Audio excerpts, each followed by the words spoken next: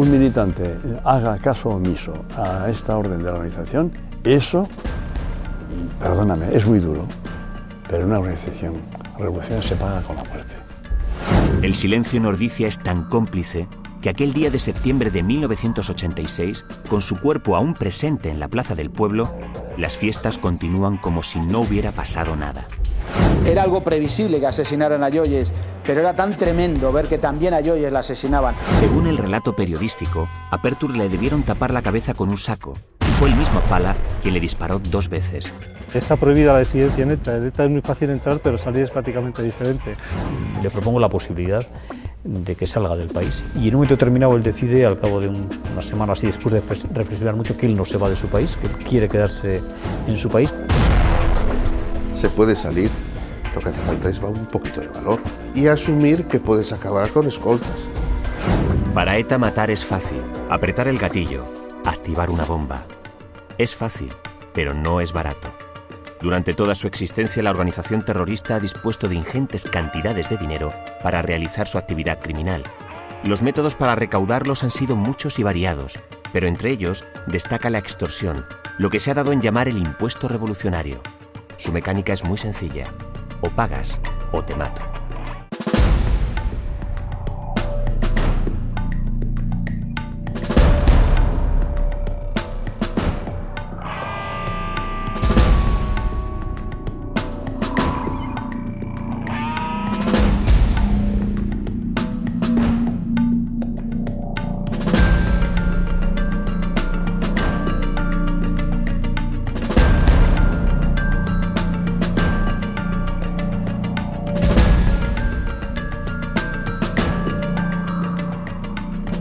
...24 de febrero de 1988... segunda legislatura del gobierno socialista. 2 años después de la entrada de España en la Comunidad Económica Europea, Emiliano Revilla, industrial, propietario de una célebre fábrica de embutidos que lleva su nombre, llega a su casa en la plaza madrileña de Cristo Rey después de un día de trabajo. Son las 11:15 de la noche. En el portal le esperan 2 terroristas. Bueno, el momento del secuestro, yo iba a abrir la puerta de mi casa y entonces de golpe me vi cogido así por el cuello y entonces pensé que algún amigo me estaba haciendo alguna broma. Acto seguido me dice, bueno, somos de ETA. Dice, y ya sabe, esto es un secuestro y así que sea usted dócil. Y entonces otro intentó atarme las manos y no pudo, yo no me dejaba. Intentaba y no me dejaba. Y entonces vino una mujer a ayudarle, la que estaba con ellos, y no me dejaba.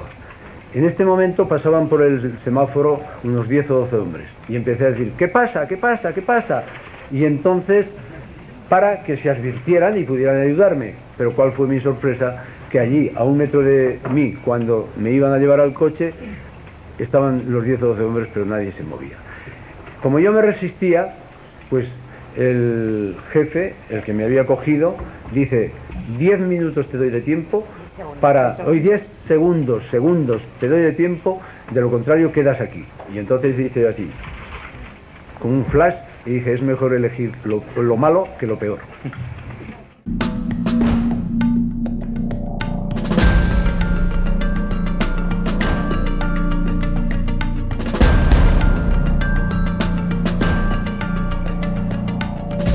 Los secuestradores no se llevan muy lejos al industrial. En un piso de la calle madrileña de Belisana, en el barrio de Hortaleza, han preparado el Zulo, la cárcel donde han de retener a Emiliano Revilla durante 249 días. Entonces descendimos al Zulo, que eran como 2 metros de alto, y era una habitación, pues yo creo que tendría unos 3 por 4 metros, ¿no? Y a uno de los lados de aquella habitación, que era una habitación, bueno, era un sótano y no tenía más que tierra. Y a un lado de lo que era el Zulo, tenían el cajón este del que habló Revilla. Un cajón, efectivamente, hecho con tablas blancas, que parecía del desencajonamiento de los toros. Y entonces yo me acuerdo, y yo pensé, hay que ver el sufrimiento que puede tener una persona en estar aquí. Para liberar a Revilla, ETA exige el pago de una importante cantidad de dinero. Comienzan entonces 2 acciones paralelas. la investigación policial y la negociación que la familia mantiene con los secuestradores. Sabíamos, y nadie lo podía ocultar porque era algo evidente, de que había conversaciones de la familia para intentar liberar a Emiliano Revilla mediante el pago del rescate, era algo que era lógico, y sabíamos también las investigaciones que estaba haciendo la policía para intentar descubrir dónde estaba secuestrado, ¿no? Aquellas negociaciones se prolongan durante meses. Nunca se ha sabido con exactitud la cantidad que valía para ETA la vida de Emiliano Revilla. Se habla de 1.000 millones de pesetas, de 2.000. La verdad es que es una situación un poco especial porque como nunca te ha sucedido una cosa así, no sabes cómo tienes que reaccionar, no sabes cómo te tienes que mover, no sabes si esperar, si lanzarte tú a intentar un contacto. 18 años después de aquellos angustiosos días, por primera vez la familia Revilla, Margarita y su esposo Jesús Álvarez, han concedido una entrevista para este programa, en la que relatan cómo vivieron el zarpazo de ETA. Me imagino que nos saltamos muchas normas, porque lo normal en estos casos es saltarse las normas, porque en realidad no hay normas. Creo que la policía también se saltó normas de respeto hacia ese deseo y ese ánimo de la familia de intentar la liberación por el método que fuese y lo más rápido posible. La negociación pasó por momentos difíciles. Los días transcurrían uno tras otro y el solo pensamiento de que Emiliano estaba recluido en un agujero, a merced de unos terroristas sin escrúpulos, no hacía sino aumentar la angustia. Además, en cualquier momento, podía ser asesinado.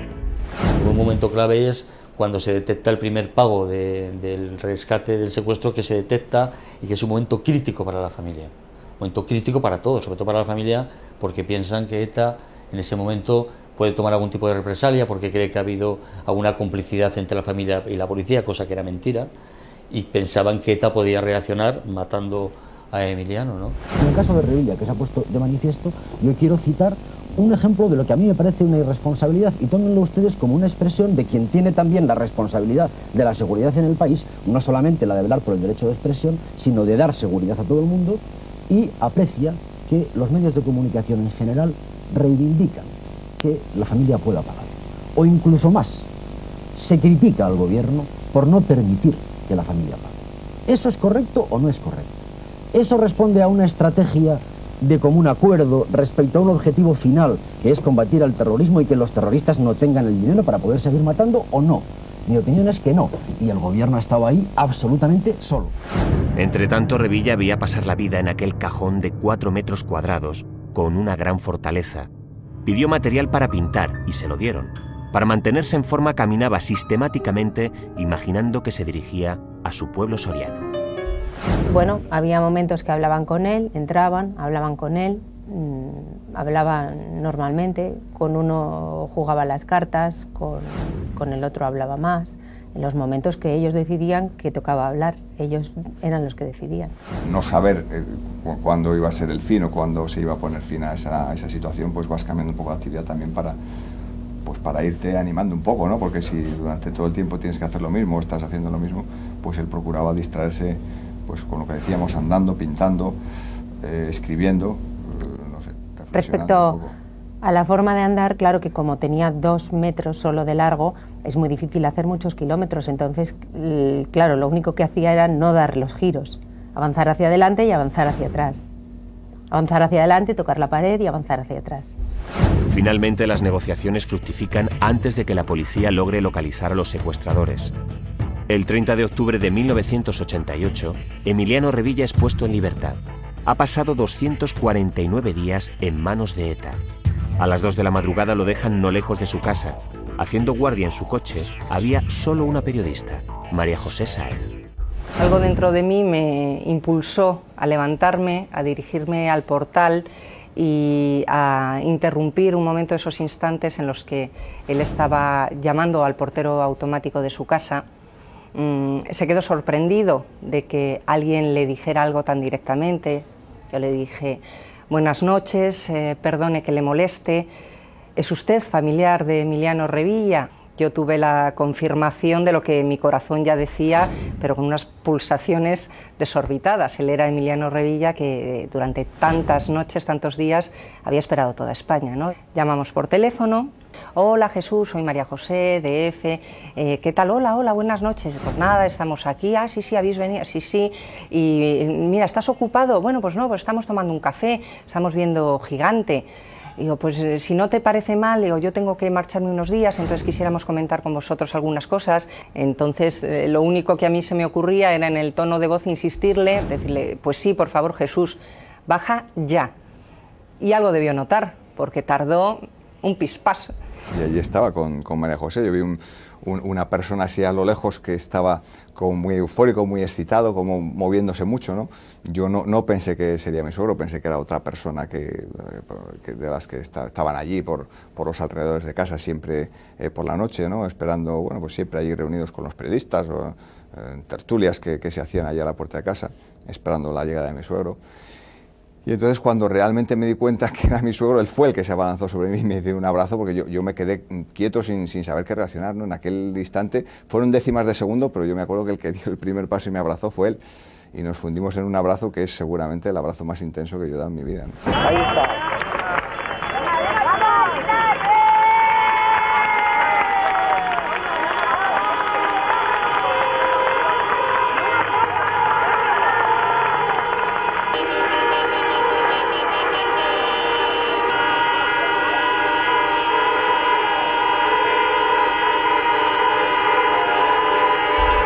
18 años después de aquel secuestro, Revilla no quiere recordar, volver la vista atrás a aquellos momentos de terror. En la actualidad el industrial está volcado en su pueblo natal, Olvega, que trata de convertir en uno de los enclaves mejor equipados y más modernos. Está volcado, quiere transformar el pueblo, lo está convirtiendo en uno de los, bueno, yo creo que de los pueblos más referentes de la provincia de Soria, evidentemente, ¿no? Emiliano Revilla había logrado comprar su vida a los siniestros extorsionadores de ETA. No era la primera vez que en un secuestro se pagaba un dinero que a la larga sería utilizado para futuros atentados. Fue el tercero más largo en toda la historia de la organización terrorista y se había resuelto sin derramamiento de sangre. Otros no lo lograron. Más de 40 empresarios han sido asesinados por la banda terrorista ETA. Ángel Berazadi, 7 de abril de 1976. Javier de Ibarra, 22 de junio de 1977. José María Corta Uranga, 8 de agosto de 2000. Francisco Arratibel, 11 de febrero de 1977. Y tantos otros. Durante los años que ETA lleva imponiendo su dictadura del terror, hay un buen grupo de ciudadanos del País Vasco que esperan cada mañana la llegada del cartero con malas noticias. Empresarios grandes, pequeños y medianos, futbolistas, cocineros, arquitectos, profesionales de toda condición temiendo la llamada del chantaje. Si tenéis algún industrial controlado con información, lo cogéis, le dais la vuelta en el coche y le decís que se ponga en contacto con la organización para pagar el impuesto revolucionario. Pedidle 10 kilos y le amenazáis diciéndole que si no paga, a la siguiente le vamos a matar. A un número que no sabemos exactamente cuál es, pero que debe ser del orden de las 1000 personas anualmente, se le envían unas cartas amenazadoras, se le exige un pago.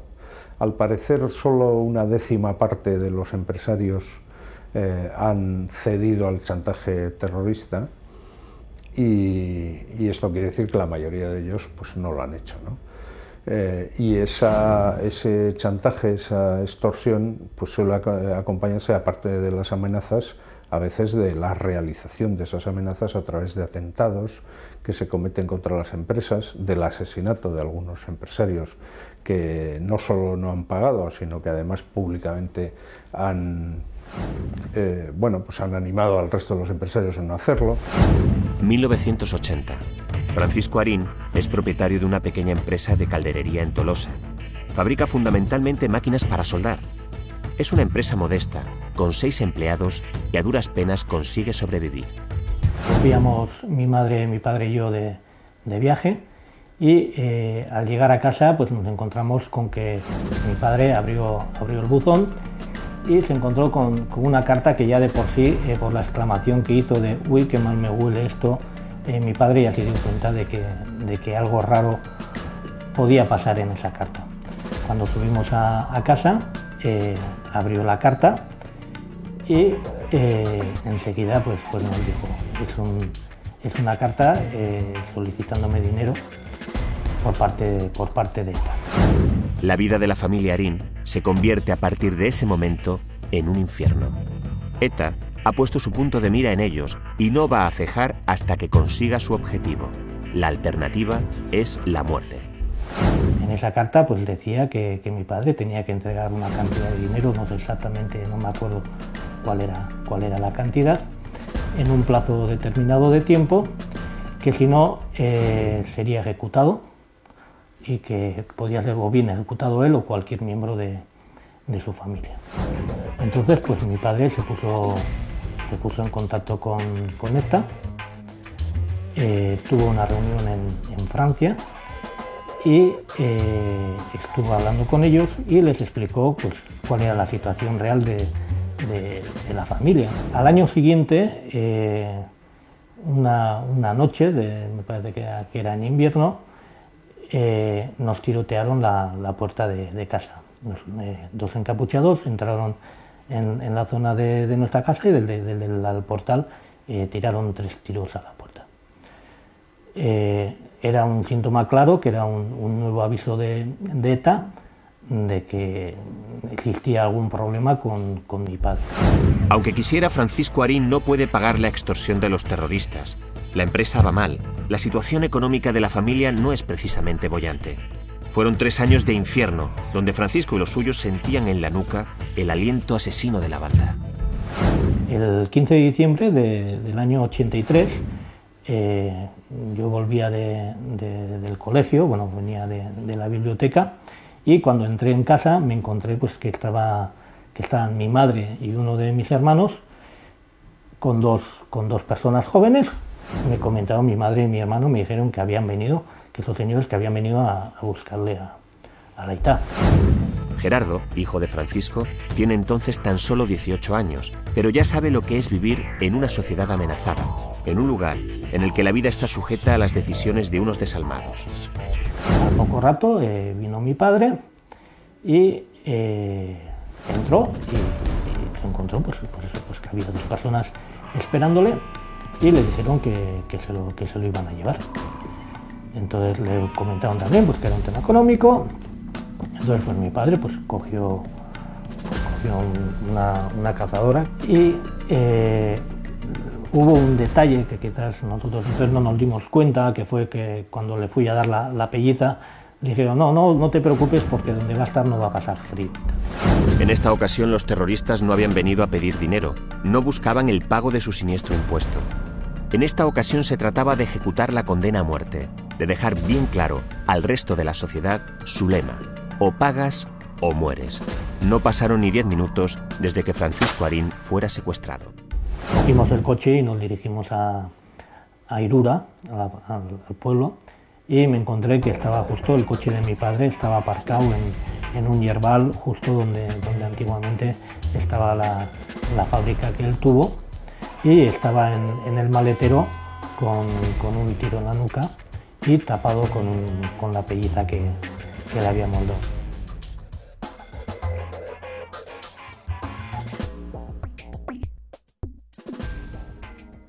ETA ha dispuesto siempre de una amplia red de colaboradores, prestos a informar de todos los detalles de aquellos ciudadanos susceptibles de ser extorsionados. Infiltrados en bancos y empresas, no hay cuenta corriente que se les resista, no hay propiedades que les pasen desapercibidas. La extorsión a los empresarios ha discurrido por 2 vías. Una, pues el envío de estas cartas en las cuales se exige una determinada cantidad de dinero, y luego en otras ocasiones el secuestro de empresarios por los cuales se pide un rescate, ¿no? El impuesto revolucionario, cuando se le liquida a Berazadi, el impuesto revolucionario, como digo, llegaban ya sin pedirles. O sea, fue una cosa, ETA subió, y al subir con dinero se le arrimó todo Dios. El general dinero, como decía Napoleón. Las guerras se ganan con dinero, dinero y dinero, los 3 generales. Es un delito que está tipificado en nuestro Código Penal y por consiguiente esta es una cuestión que hay que dejarla clara a los empresarios.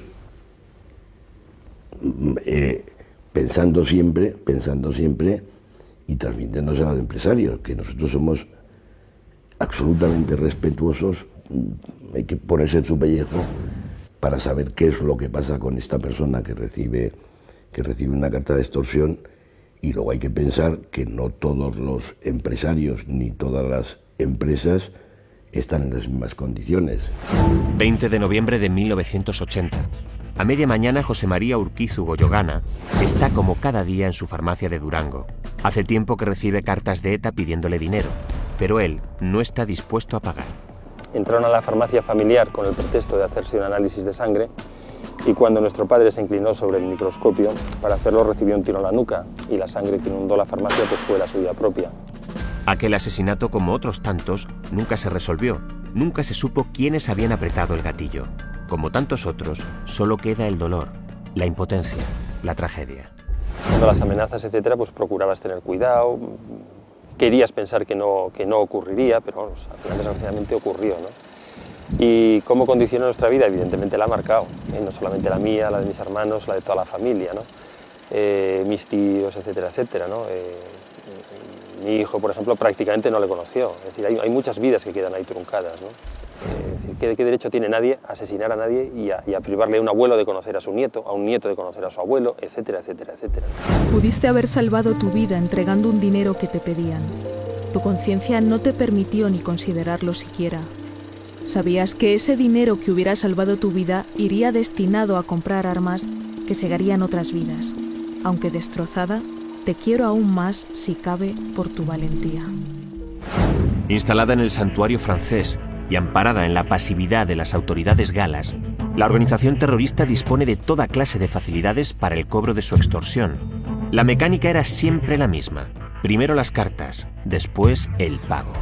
La carta solía aparecer, digamos que ya existía una cita, ¿no? Te decían que tenías que ir el día tal a un punto determinado, normalmente en la zona de Bayona, en Francia, y a un establecimiento determinado, y tenías que preguntar por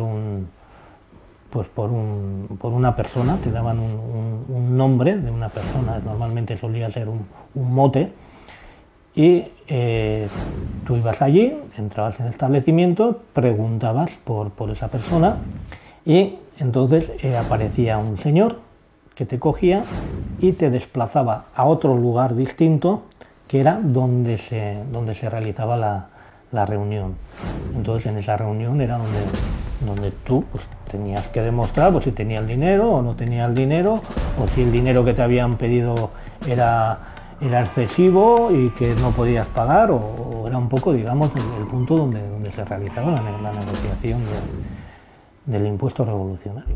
Con el paso del tiempo, el cobro llegaba a hacerse impunemente en aparcamientos subterráneos del País Vasco. Esta secuencia, grabada por la policía en el aparcamiento de la Plaza de Aso en San Sebastián, recoge con detalle el sistema. El extorsionado deja el coche con el dinero en su interior.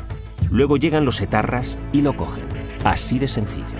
En el mundo nacionalista te podían decir que como lo lamentaban, que qué pena, que te ayudarían, pero verdaderamente al final el hombre que recibía ese chantaje, esa extorsión absolutamente reaccionaria, veía como su tejido social se iba desmoronando, porque algo habría hecho, algo era culpable, seguro que era culpable de haber pecado contra el pueblo vasco, ¿no? Esto era así. Afortunadamente se ha suavizado. Bueno, incluso existe esa figura maravillosa, que ahora hablamos de las víctimas, ¿no? Pero entonces, ¿quién habla de la vida? La víctima era un ser bastante indeseable que había que evitar. Los pequeños comercios del País Vasco y Navarra también han sufrido la extorsión de la banda terrorista. Se trata del boicot al pueblo. Hemos tenido que tener muchas narices a tirar para adelante, porque yo hay muchas veces que también verdaderamente hubiera tirado la toalla. Pero ¿qué coño? ¿Eso van a poder conmigo? ¿De qué? Oye, claro, es joven, pues conmigo. Ya que estaba jubilándose. Oye, que yo entero, y yo digo, hola, a dónde voy, y ya he cumplido con mi misión. Claro que sí, claro que sí. Pero además ahora, bueno, la situación no tiene nada que ver, imagino vosotros lo notaréis, pero lo único, los empresarios sí que siguen ahí con extorsiones y cosas así, que quizá cueste más eso. Bueno, yo creo que es Pero el pequeño comercio eso no le afecta tanto, ¿sí? ¿O hay extorsiones también en el pequeño comercio? Sí, también. A mí, yo creo que algunos por aquí ya... Pero ahora no, que no. Sí, a vosotros os han pedido dinero también, no. Pero a otros sí. De por aquí, del casco y eso. Pero bueno, pues llegará un momento, sí, pero eso... Yo creo que con... ¿Y si no pagas? Ser positivos. ¿Y si no pagas eso? Nada. Pero la gente lo paga. Porque claro, luego las represalias no sabes cuáles pueden ser. Y aquí todo tiene un precio. Y eso que el que diga lo contrario miente. Algunos empresarios prefieren hacer oídos sordos al chantaje de comerciantes vecinos. Y además hay gente que se lo han pedido también a gente que trabaja como usted en un bar, porque nosotros conocíamos a una persona que tenía un barero viejo que le pidieron que se hartó de pagar y que se fue. Y puede pasar cualquier cosa. Y todo dependerá de cómo usted cada aspirante en el momento de tomar la decisión. Y en este bares, de tiendas, de cascaderías, de carnicerías, y de los noveles. Algo que me ha pedido 800 millones, sí. Suelen pedir 10. Sencillamente para muchos que no puedan. Mi tienda está ya en el pleno meollo. Nunca hemos tenido ningún tipo de problema. Algunos comercios sí, pero también tienes que ver el comerciante que ha tenido problemas.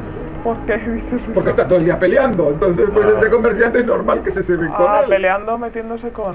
Hombre, que tiene un carácter ya quemado, entonces estás todo el día metiéndote con esa gente, pues esa gente no tiene otra cosa mejor que hacer que meterse contigo. No siempre fue así. Antes de llegar a esa organización financiera digna de una gran empresa, los terroristas obtenían el dinero a base de puro y simple bandidaje. ETA empezó la primera financiación, antes que el impuesto revolucionario empiezan los atracos, los préstamos. Y es Chomín y todos estos los que hacen. Y me contaba Chomín, pues hemos ido al banco, le hemos secuestrado al tío, hemos tenido que pasar toda la noche con el tío allí, con los niños, jugando con los niños y con la vieja y metiéndole cuentos y la hostia y tal. Me contaba cosas de esas. Y dice, joder, qué chapa allí, qué aburrido, qué pena me daba y tal. Y luego pues le cogían al tío a la mañana antes de abrir el banco y le decía, bueno, se quedaban dos con la mujer y tal. Y dicho, ya sabes, como hagas algo. Enseguida empezó a cambiar todo porque empezaron a blindar los bancos, a meter cámaras, etcétera, etcétera. Y es cuando ya se deja de hacer atracos y se empieza con el impuesto revolucionario. El llamado impuesto revolucionario no es el único sistema recaudatorio de la banda terrorista. A lo largo de los años, ETA ha desarrollado un complejo sistema financiero que le ha permitido construir su máquina de matar. Buena parte de sus ingresos provienen de organismos oficiales, a través de partidos políticos y asociaciones cívicas y educativas abertzales. Luego ha habido un sistema de recaudación de dinero institucional, que es el que se pierde como consecuencia de aquellas subvenciones que por parte de organismos públicos se destinaban a las organizaciones que desde la Fiscalía y en los otros de procesamiento dictados en las cosas que se siguen a la Audiencia Nacional han vinculado a Herri Batasuna, a Euskal Herritarrok Batasuna con la organización armada de ETA. 6 de noviembre de 1986. La relación del gobierno socialista de Felipe González, junto con su homónimo francés François Mitterrand, empieza a dar frutos. La policía francesa, en colaboración con la española, asestó un duro golpe a ETA. Localizó en el sótano de una cooperativa de muebles en Hendaya un importante arsenal de armas. Es la Operación Sokoa y se descubren los archivos financieros de la banda. Nunca hubo tanta información sobre la hacienda etarra como la que se encontró bajo esta fábrica de muebles. 2 lanzamisiles, documentación, ficheros, pistolas, paquetes de goma 2, así como chalecos de la Ertzaina. En Sokoa lo que se obtiene es mucha documentación que permite conocer cómo se ha financiado y qué rendimiento han tenido distintas actividades de financiación de ETA.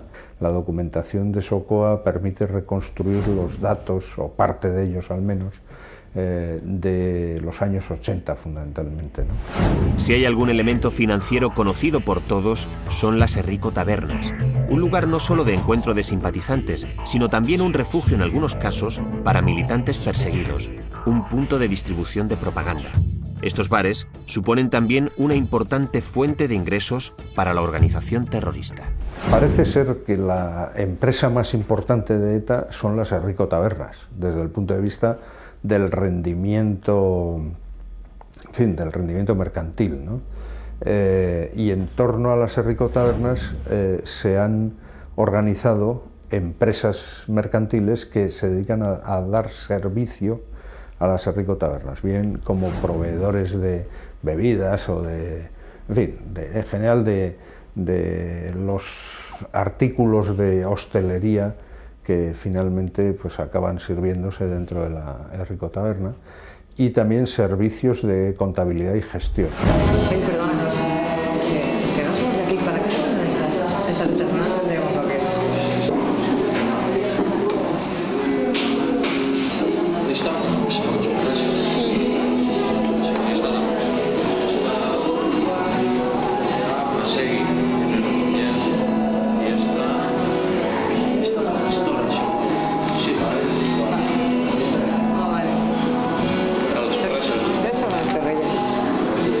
Hay camareros que son gente muy joven, con las mismas aspecto que te decía antes, de aspecto de Caleborrocas. Son bares como no muy cuidados, que todos tienen habitaciones cerradas.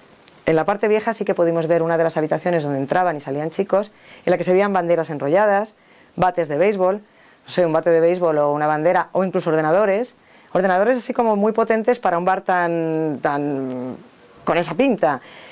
No sé, no parecen cosas propias que haya en un simple bar. En ese terreno del bandidaje en el que tan bien se mueve la organización terrorista, ha de figurar su relación con el tráfico de drogas. Nunca se ha podido probar que ETA obtuviera fondos colaborando, protegiendo o facilitando el tráfico de drogas en el País Vasco. Sea como fuere, en su haber figuran asesinatos de presuntos traficantes. Los casos más conocidos son los del empresario José Manuel Olarte y el exjugador de la Real Sociedad y propietario de la discoteca Q, José Antonio Santamaría. Los que creen en ti, de los siglos. Amén. José Antonio, descanse alto. La banda terrorista tampoco perdonaba a drogodependientes, como Ángel Facal. Mi tío era un hippie, ¿no? Era un tío que vivía un poco la vida a su manera, ¿no? Tenía otro hermano, Claudio, que vivían los dos juntos, eran toxicómanos, ¿no? Y porque a mi tío, según ETA en el comunicado, le asesinan porque era traficante de heroína, y lo que era un drogadicto. 26 de febrero de 1985. Ángel Facal Soto, hermano del propietario de la empresa Remolcadores Facal, está a media tarde a las puertas del bar náutico, en Pasajes de San Pedro. No sabe que ETA lo tiene en el punto de mira. Estaba en un bar que hay debajo de su casa, se llama el bar náutico, y estaba afuera sentado en un saliente que tenía, pues tomándose algo allí. Entonces bajaron, fue esta tigresa, doña López Riaño, bajó de la moto, se acercó hasta él, le encañonó por detrás y le metió un tiro, le salió por detrás, le salió por delante. Y intentó disparar más veces, pero se le encasquilló la pistola y ya pues salieron corriendo. Claro, se montó en la moto y se dieron a la fuga. Y entonces pasó con el tiro que le dieron, bastó, porque a los pocos segundos pues ya cayó al suelo y ya estaba prácticamente muerto, y murió en nada, muy poco. ETA justifica aquel asesinato como otros similares, escudándose en una fuerza moral que no tiene. Hay que limpiar Euskadi, dicen. Sea como fuere, el caso es que ETA mata a supuestos traficantes de drogas, y las dudas están ahí. ¿Lo hace para recaudar dinero? ¿Se trata de ajustes de cuentas? Después de muchos años de conocer a los etarras, yo, personalmente pienso, y lo aseguraría, no es solo un pensamiento, sino es una afirmación: ETA nunca jamás ha traficado con drogas. Es más, siempre ha habido una disciplina de hierro dentro de la organización, y no conozco a ni un solo etarra que haya usado drogas. Bueno, hablamos de droga dura, los ricos y eso, los porros y el calimocho, eso está al orden del día. Al final, lo que pasa es que yo creo que ETA necesita un poco demostrar su fuerza, ¿no? De alguna manera, y entonces la forma en que lo hace al final da igual, no la forma, el motivo, ¿no? Pues por esto, pero que demuestran que son capaces de acabar con la vida de quien sea. En el capítulo de los oscuros negocios de ETA, hay que apuntar también su relación durante una época con el contrabando de tabaco. Así lo afirma al menos Pedro Miguel Idabadie, Chofo, que fue condenado por contrabando y es testigo protegido del caso Lasa y Zabala. Así lo revela en el siguiente diálogo. ¿Tienes noticias de que algún miembro de ETA o ETA se haya, entre los negocios para recaudar dinero haya estado el contrabando de tabaco? Son mentiras. ¿Cómo estaba involucrado Txomin Iturbe en el contrabando de tabaco? Era íntimo amigo de Santa María. ¿Y cómo lo hacían? Camión para ti y camión para mí. Explícame un poco eso. No, más no. Camión para ti y camión para mí. Y yo te dejo actuar. Es un tipo bonito, pero es otro impuesto. ¿Y Txomin no pudo hacer nada para salvar a Santa María? No. Está muerto ya. Pero no había dejado... No había otros miembros de la organización que sabían de... Pero es igual, pero esos son cúpulas que se cambian de la noche a la mañana. Y cada uno tiene su forma de pensar. Por mucho que tú eres un legado, si no lo respetas... Extorsiones, chantajes, secuestros, una insoportable presión a la que algunos empresarios han hecho frente. Muchos se han negado a contribuir con su dinero al terror y al asesinato. Otros pagaron con su vida esa firmeza, y algunos optaron por abandonar su tierra. Luis Olarra, propietario de las bodegas del mismo nombre, llegó a convertirse en un símbolo de la resistencia. Bueno, él siempre dijo que si le pasaba algo a alguien de su familia, él jamás pagaría un rescate y ese dinero él se encargaría de que le llegara a alguna organización en Marsella para cargarse a unos cuantos de ETA. Yo creo que él directamente nunca se puso en contacto con ellos, siempre lo hizo a través de la prensa, con sus manifestaciones y haciendo declaraciones a los periodistas sobre cuáles eran sus intenciones en caso de que a él le ocurriera algo. Hablando de terrorismo, mucha gente se extraña de que ETA no atente contra su vida, teniendo en cuenta lo que usted suele decir habitualmente contra ETA. Bueno, que ETA no haya conseguido algunos objetivos, bueno, eso está claro porque estamos aquí hablando.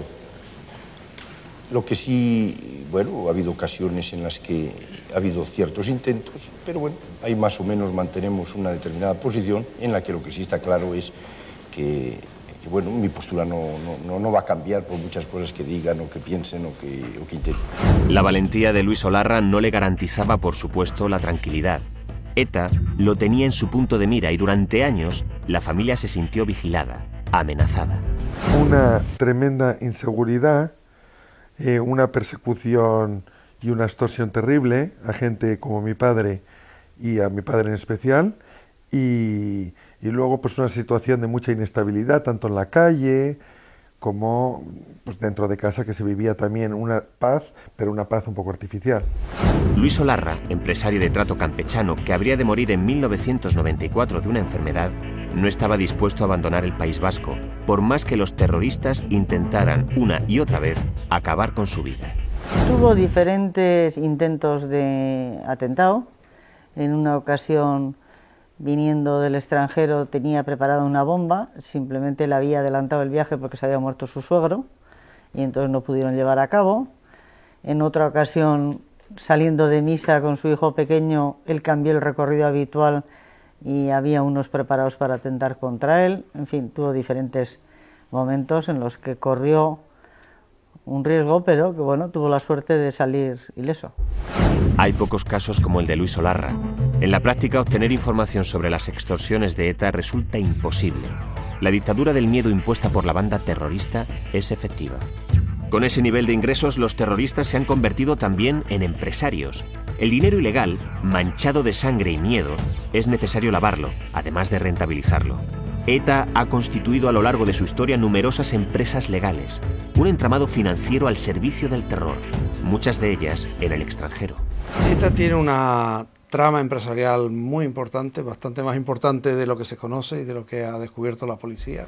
También se dedica por esa época a vender chatarra en Costa Rica, en México, a montar empresas de muebles en Francia, en Venezuela, a montar restaurantes en Uruguay, es decir, tiene toda una trama de empresas que le sirven de financiación y al mismo tiempo para dar trabajo a los militantes o a los miembros de ETA que en esos momentos los gobiernos de Felipe González o posteriormente los gobiernos de Felipe González vayan extraditando fuera de España. La red más importante evidentemente la tienen en Cuba, donde está Apalategui como uno de sus dirigentes y otros miembros históricos de ETA. Esa red llega a fabricar máquinas de vapor y canalizaciones de agua, incluso zapatillas para el ballet cubano. También el secuestro de Emiliano Revilla puso de relieve las conexiones internacionales de la organización terrorista. En él participaron miembros del movimiento de izquierda revolucionario chileno, el MIR. Efectivamente, dentro de lo que nos puedo asegurar la policía es que dentro de los secuestradores que habían secuestrado a Revilla, que había chilenos del MIR que estaban allí cuidándole. No supimos si eso era verdad o no, pero que eran fuentes policiales, sí. Un militante del MIR, actualmente residente en España, estaba por entonces relacionado laboralmente con otros dirigentes del grupo chileno. Recuerda bien la época del secuestro de Emiliano Revilla. Al parecer, te digo, no hay nada seguro que el dirigente del MIR en Chile tendría algún contacto, algún tipo de contacto con ETA de esos tiempos. Esos son comentarios, suposiciones que hacemos entre nosotros, cuál es esta relación. Y supuestamente creemos que se trataba de que podían seguir, hacer estudios sobre financieros, sobre personas a las cuales podían raptar después de naturaleza económica, digamos. Y como fue el caso de este empresario Revilla. Sí, estuvo en un chalet que comprado a nombre de esta persona, sí. Ahí estuvo él y otro, también Prado de Colón y Carvajal, otro empresario español que estuvo raptado en el mismo zulo, digamos, que estuvo Revilla. Este secuestro fue utilizado por ETA para presionar a las más altas instancias del Estado, por su proximidad con la Casa Real. El 6 de junio de 1983, 74 días después, Diego Prado y Colón de Carvajal fue liberado tras el pago aproximado de 600 millones de pesetas. Vinculado en estos dos secuestros, el MIR no es el único grupo terrorista con el que ETA tiene conexiones. Además de sus conocidas relaciones con el IRA irlandés, la organización terrorista ha mantenido contactos con otros grupos. ETA ha mantenido relaciones con la claras. ETA mantuvo relaciones con la OLP, en campos de entrenamiento, inclusive, y con monitores. Porque claro, no es solamente, cuando hablamos de entrenamiento, no se trata solamente de el lugar donde yo voy a simular las sucesivas o las proyectadas acciones terroristas, sino donde yo voy a aprender cómo se lleva a cabo la voladura, el aislamiento, el ataque a una localidad determinada. Y esos monitores, pues lógicamente hay que buscarlos en el mundo del terror. Habría que establecer dos planos de comparación completamente distintos. Una ETA que trata de adiestrarse y una ETA que trata de enseñar, de adiestrar ella. Ha habido muchos miembros de ETA que han rehecho su estructura, su organización en Cuba, y es evidente que hay otros países y otras naciones en las que han tenido colaboración, apoyo de esos otros grupos terroristas. Hay similitudes en cuanto al comportamiento de Sinn Féin y Batasuna, en el sentido de que ambas organizaciones son sin duda alguna representantes políticos de las organizaciones terroristas, de ETA y del IRA. Las relaciones fundamentalmente se han circunscrito al ámbito de los representantes de los brazos políticos, aunque haya habido contactos entre IRA y ETA a lo largo del tiempo entre algunos miembros, sobre todo los contactos que ha habido ha sido entre los representantes políticos de sus respectivos brazos políticos. Hemos visto cómo ETA consigue dinero dentro y fuera de nuestras fronteras. Sus recursos son muchos y variados. ¿Cuándo apagará ETA su máquina de recaudar dinero? Todos los expertos dicen que este ha de ser un proceso, digo el proceso de pacificación, ha de ser un proceso largo y un proceso complicado, un proceso con altibajos y efectivamente mientras la banda exista va a necesitar financiación y la yo no veo otra manera de obtenerla más que por medios ilegales. Y los medios ilegales nos llevan a considerar pues, que será difícil que desaparezca el impuesto revolucionario. Así trabaja ETA. Así consigue el dinero que necesita para mantener en pie una organización extensa y compleja, cuyo único fin a la postre no es más que asesinar y extorsionar. La crueldad de ETA no tiene límites. El funcionario de prisiones José Ortega Lara lo comprobó durante 532 días. Simplemente darle la enhorabuena porque se confirma la noticia. Gracias, sí. ¿Ha podido hablar ya con José Antonio? No, me voy ahora. ¿Quién le ha dado la noticia? El ministro. Ella no entendía nada, hasta que ya le dije que no se trataba de la liberación de Cosme del Cló, que era la liberación de José Antonio Ortega Lara. Momento en el que evidentemente ella se echó a llorar. Estaba muy delgado, muy demacrado, con la barba larga, estaba muy fatigado, pero sobre todo llamaba la atención la desnutrición desde el punto de vista físico, la desnutrición que tenía. Tenía una ligera anemia, creo recordar, y la tensión un poquito baja, pero sobre todo era esa sensación de fatiga intensa, pero tanto moral como física. Desde el momento en que unos encapuchados te dicen «somos de ETA, no hagas resistencia, vamos al coche», tu vida cambia para siempre. En esos instantes esperas cualquier cosa y, por supuesto, piensas que pueden darte un tiro en la nuca en cualquier momento. Me llama la Guardia Civil para preguntarme por él. Y me preguntaron cómo iba vestido y tal, y un guardia civil, que por cierto después lo destituyeron, fue el que me dijo que él había aparecido muerto en la residencia de Cádiz. Su papá, desgraciadamente, había venido unas personas muy malas y que se lo habían llevado y que estaba en el cielo y que no iba a venir nunca más.